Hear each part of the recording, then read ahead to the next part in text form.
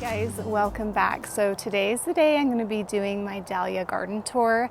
I have probably 10 to 12 varieties and it's been really fun to try out some new ones this year. I bought some at a box store and I bought some online at Stone Hollow Farms and another place I can't quite remember. I'll put the name on if I do remember. So it'll be fun to kind of compare what you get there and what you get from like a farm who sends them to you. Let me know if you're interested too in me talking about how I support my dahlias. I tried out a few different ways and I like a few other ways better than others, and it just kind of depends on what you have, how many you have, and where they're at. So we can discuss that too if you want to in a different video, because I did film that process throughout the summer and I could make a video on that, so let me know. So let's turn the camera around and we'll look at all the varieties that I have. So it's the perfect day, nice and overcast. It's feeling like fall today. It's probably a little too warm for this flannel, but I wanted to put something on that felt fall because I'm just really looking forward to it. But everything's mostly in bloom. I did have a few things that never did bloom and I kept waiting and waiting. And then I thought I cannot wait any longer. I just need to come out here and get this filmed. Like I mentioned, I had pre-ordered some dahlia bulbs from Stone Hollow Farms. And unfortunately this year it is too late to do their pre-sale, but they will do another sale. The best time I have found to buy tubers is January to like March, but Stone Hollow Farms always does a pre-sale this time of year. So next year, keep that in mind. In September, they usually open that up. So some of the varieties that I want to try out next year are gone, but there's quite a few other places online that you can get them. And you can see that the ones that I have gotten at Stone Hollow Farms and other places, they're quite tall, and they're the vase-like varieties, which you really like with dahlias because you like to bring them inside. Now, I've found some dahlias to be better for vases than others, and there's things that I'm going to get rid of this year and try for next year. And I have absolutely loved, though, bringing these inside my home this year. It's been one of the highlights this year as I've tried out some more cut flowers. So I'll definitely be growing these. One other good thing about my zone, I'm in 7A in Utah. I can leave my dahlia tubers in the ground and they will come back. I think I have about a 90% rate of that, and I'm going to try it again this year for sure. I usually just come in and I'll make a video this fall. As soon as you get that first frost, you come and you cut them back, and then I just mound up some mulch at the base of each one. I think dahlias go down to like zone 8. Since this spot in my garden is west facing and it's so warm, I feel like that's why they do well. Another thing that I have liked this year is having these snapdragons. I didn't intend to have them last all summer long because they're group 1 to 2, and I thought it would be too hot, but they did totally fine.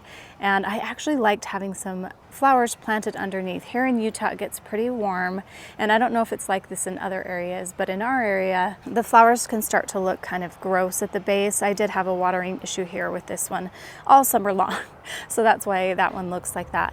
But it's nice to have a flower in front. Next year I think I want to try a mini vista petunia because they're not so crazy, but they're nice and bushy and will kind of fall over this. Oh dear, we're getting some rain. I might have to come out here in a minute and finish filming.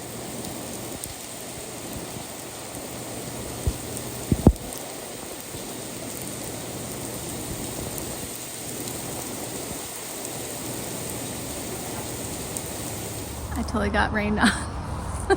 So rainy. Okay, where were we? Let's go back to the video. It looks like the sun might come out here in a minute, so hopefully the light will still remain good.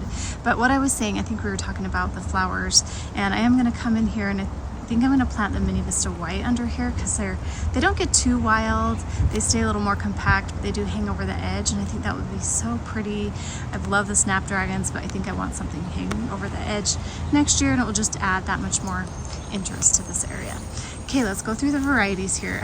Some of them, I don't know what they are. I'll just be straightforward with you because I don't know. Sometimes I think you order stuff and it turns out being something that you maybe didn't order. So we'll talk about those, but so they're not going to be 100% correct, but most of them are. So this is Arabian Night, and I absolutely love this one. It starts out this really dark, deep color. It's perfect for fall. Look at that, it's almost black. It's like a deep maroon, and then it kind of lightens to this more red, and it's, like I said, it's perfect for fall. Not super tall, and maybe I didn't pay attention to that. Some of these are smaller, and I think you'll get that. I kind of was thinking they were just the Proven Winners varieties in the boxes that didn't come, and the super tall ones that I get from like farms online. And they're definitely a taller variety, but the Wizard of Oz that I have, and I'll show you later over here, is super tall. So that's not necessarily the case. Maybe these are just shorter varieties. So this one here, I believe, is supposed to be creme de cassis, and it never came up. So I might leave that one in there, and hopefully I'll have better luck with it next year. I was really excited about that. I think I switched out another one and put that one in there because I did order some later. So even though I planted them here, they're not quite exactly in the order because I squished a few in and moved a few around, and I should have paid better attention. But that one never bloomed, and that's why I was waiting for this tour, because I thought I need to wait for that one, but it never came out, and I don't think it's going to. If it does, by the time I post this, then I'll include it. But next to that, and I've kind of staked it up quite a bit because this one got kind of wild, is Golden Scepter. And I love this one because it's a very golden yellow, and it is quite small. I don't know if that's typical, or maybe it'll get bigger as the plant gets bigger, but I absolutely love it because it's just really small next to some other ones that I have put in vases. And so this one's quite productive as well, and I like it. It looks a little funky right now because I had to support it quite well. Oh, now we're going to get some sun. It's probably going to go in and out. But this one next to it, I feel like it was a little bit mutated. This is Natal, and some of them that came out were just really funky looking. And the Natal on the box didn't have a yellow center, and this one does. So I found that to be quite interesting. It stayed small, not my favorite. That one's going to go for this next year. But yeah, the color's really pretty on it though. And then this is Decorative Sun Lady. So pretty. I love this bright yellow. I'm not usually a huge bright yellow person, but this one is just so stunning, especially with those lighter ones like the light pink that I have that I'll show you here in a minute. And it's quite productive. I'm definitely going to leave this one out. And these dahlias always seem to have these little like horn bugs on here. They're interesting.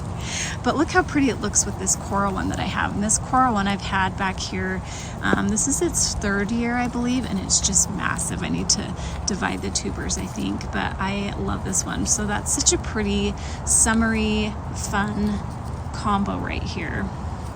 Absolutely love that. What's nice about these is they are slow starters. They bloom like late summer into fall, and so it's fun to get kind of a mix of both. I've found I like some that are real summery, and I also like some that are more like fun for fall. So this light's going to go in and out, not quite what I envisioned for this video, but that's okay. We're just going to keep on going. So I love it. It's really productive. As you can see, it just keeps going and going. All these do. These taller ones I do like to cut back, but I was kind of letting them bloom out for you guys. So now I'm going to come in here and cut a bunch and bring them inside for the weekend. So that should be really fun. So this next one is La Belle Epoque. I don't really know how to say it. I'm just making that up, you guys. It is really pretty. I'm trying to decide if I'm going to keep this. I think I will. I feel like it took a little bit to get going, but now it's just blooming, blooming, and blooming. And it reminds me of this coral one that I have that I don't know the name of right here. This is one I've had in here for 3 years, and it's huge this year. I had to like cut it back and cut it back and cut it back. Probably time to split those tubers, but look at that. I love that one. But yeah, really pretty, big blooms. These aren't like dinner plate. These are a little more frilly than I would say Decorative Sun Lady. So they're not pom-poms, but I don't know all my varieties quite yet. But I really do like this one. So this will probably be a keeper, and I'll definitely be bringing some of these in after I'm done filming this. And then like I mentioned, this one's in the back here.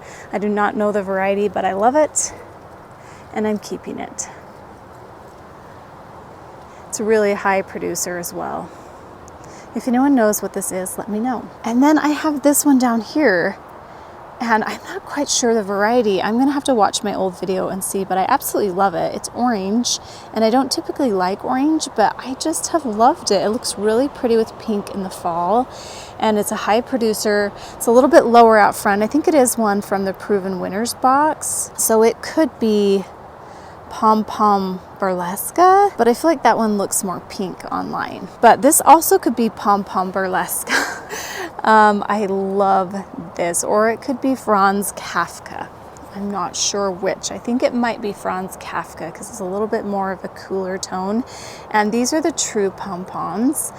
I love this one. So so much. It's tucked back here, so it took a little while to get going. But now that I'm looking at it, is this Joey? I had Joey back here. I think Joey's a little bit lighter. So anyway, obviously I need to be a little bit better on knowing exactly what, but I did come in and switch a few out when I got some of those ones that I had forgotten I'd ordered.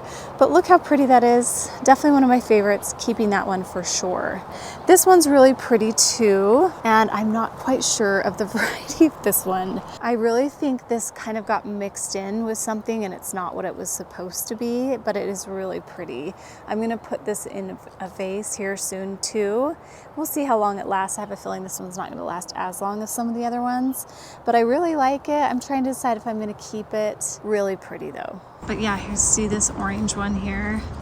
Really pretty. I love how they kind of grow into each other. That's really fun. Okay, this next one is huge, and I've got a few in here actually, and I think this one is a decorative rosella, and it has this yellow center here. And this one's really pretty. I actually like this one quite a bit. I'll probably keep this one, and I think this one will last a little longer in the vase, and I like this size. And then I have this one in the back that kind of takes over, that's huge. And I'm not sure the variety of this one. It is a dinner plate, and I will show you the things I don't like about dinner plate is that they just kind of flop over and they get a little heavy, but I need to make sure that I'm bringing them inside before they do that. Oh my goodness, you guys. See the grasshopper staring at me? Always staring. But anyway, this one's almost perfect though. Look at this. I mean, they're huge and they're pretty, just one flower in a vase. I used them for the garden party that I had in my yard. Everybody commented on it and loved it. But I will say, as far as the dinner plate flowers go, I don't exactly love them. Let's take a peek now that we're up here at this other pom-pom. And this does have a little bit of peachy in it, and it's really pretty. So I'm sorry, I don't know what that dinner plate one is.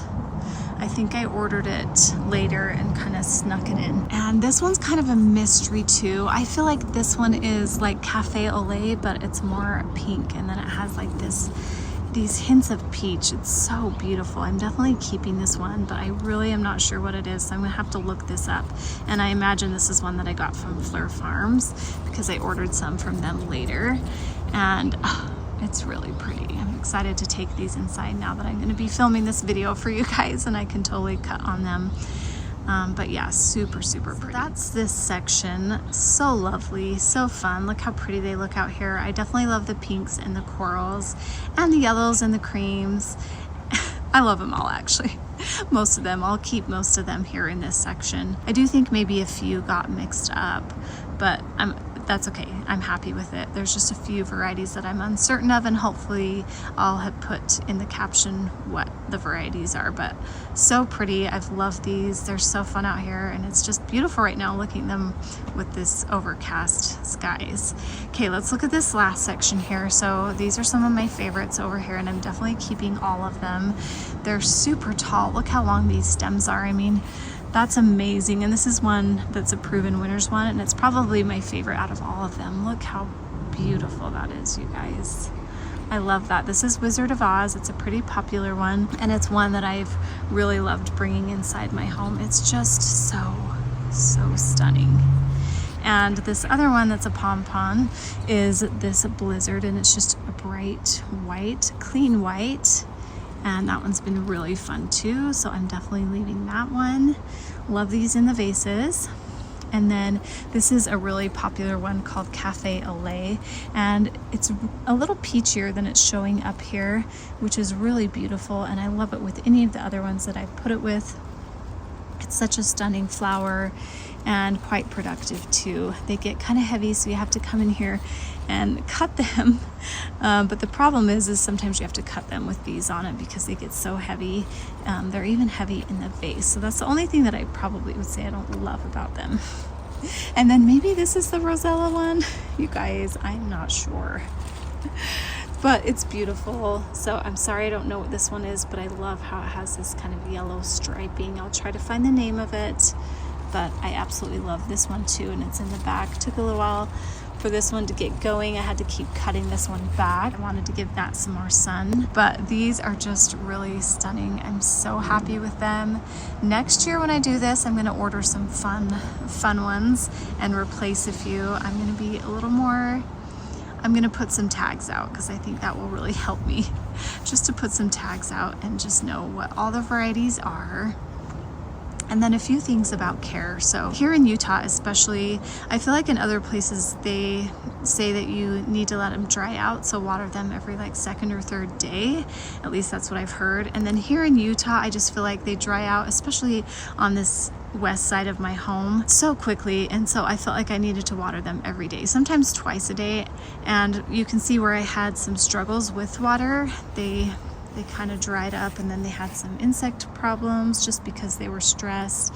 And so I learned my lesson with that. Make sure that you're watering them every day, especially when it's 100 degrees and super dry here. It was a really hot, dry summer. And then once a month I came through with the Alaskan fish fertilizer, which smells so bad.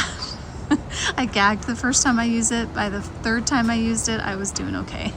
I come and I fertilize these. That's another thing too. You'll get more production out of them. So every month I came in and fertilized them. So that's the care that I did for these. They're so beautiful. I love that they're tall right here in this area that definitely needs some height. And so I'm gonna keep this my dahlia area for a while and keep cutting off these flowers and enjoying them and taking them inside. And it's fun to learn more varieties and learn which varieties I like best. So that's been a really fun thing for me. So I hope you guys enjoyed this and found it helpful. And I'm excited to see what next year brings me for dahlias. We'll see you guys next time. Bye.